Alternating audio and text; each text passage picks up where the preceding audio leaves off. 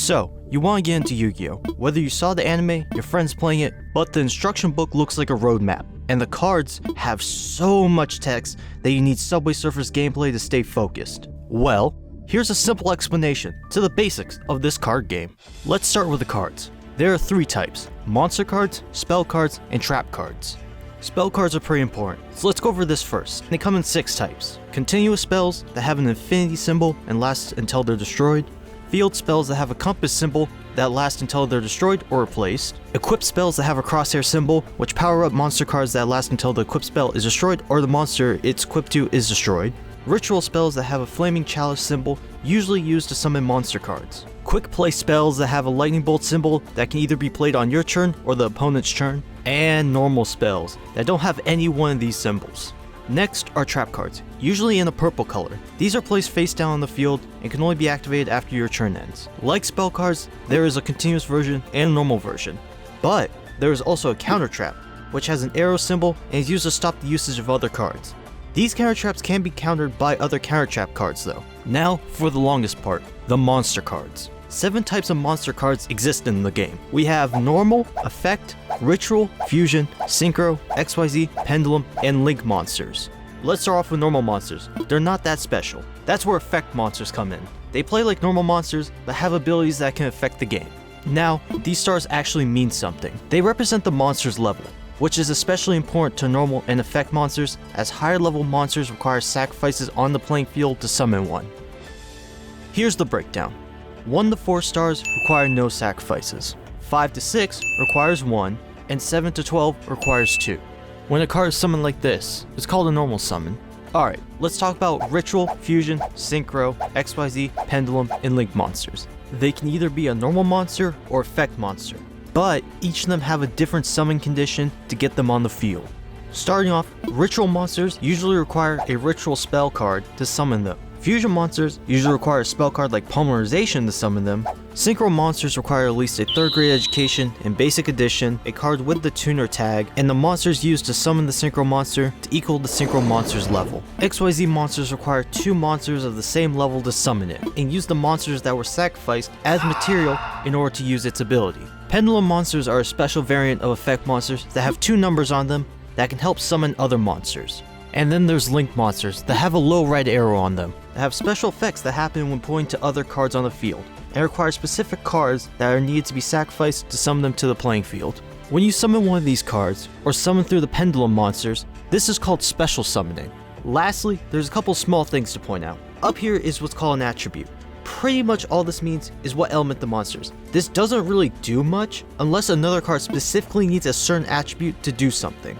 Down here is the type of monster, which has the type dragon on it. This is also not that relevant unless a specific card requires a certain type to do something. Before we move on, we gotta talk about chaining. This is the order in which cards activate, after the players are done activating cards right after each other. The latest card that is played is what activates first and then goes down the line until you reach the original card that was played. Now that you know the cards, you gotta have a deck to start playing. The main deck has to have between 40 and 60 cards, which consists of your normal monsters, effect monsters, pendulum monsters, ritual monsters, spells, and traps. Then, there's also an extra deck, with a maximum of 15 cards, which are fusion, synchro, XYZs, and link monsters go. So, to make a deck, you can either look some up on places like Yu-Gi-Oh! Pro Deck, or make your own. You got your cards. Now, you gotta know where to put these cards. And unlike the anime, there isn't a fancy futuristic thing that makes holograms appear that you can slap on your arm or motorbike. You are stuck with a boring old playmat. Starting from the top down, the 2 boxes in the middle are the home for the link monsters. This row is for your monster cards, and this row is for your spell and trap cards. These 2 boxes are also used for pendulum cards, where the left side is blue and the right is red.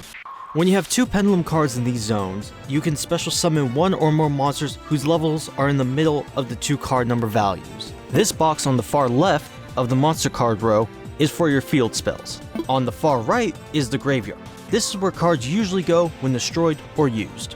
Above the graveyard is the banish zone. This is where cards go to get permanently removed from the game. On the far left of the bottom row is where your extra deck lives.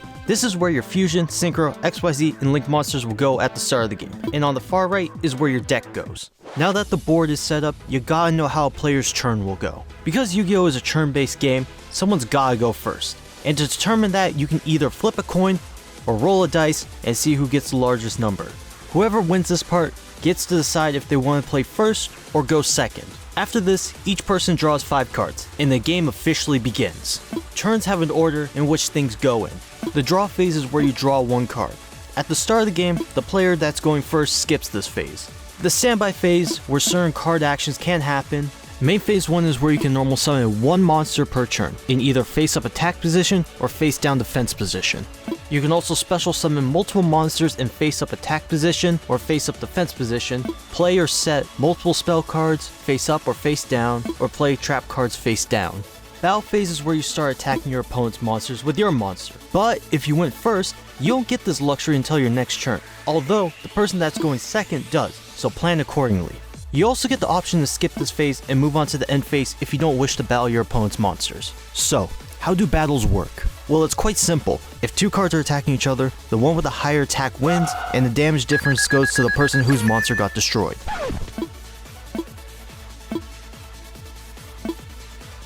The only monster cards that don't go to the graveyard are pendulum cards. Instead, they go to the extra deck and can be resummoned by special summoning through the 2 pendulum cards. Now, if you're attacking a defense position monster and the monster's attack is greater than the opponent's monster's defense, the defending monster gets destroyed, but no damage is dealt. If the attacking monster has less attack than the opposing monster's defense, the person who controls the attacking monster takes damage, and no monsters are destroyed.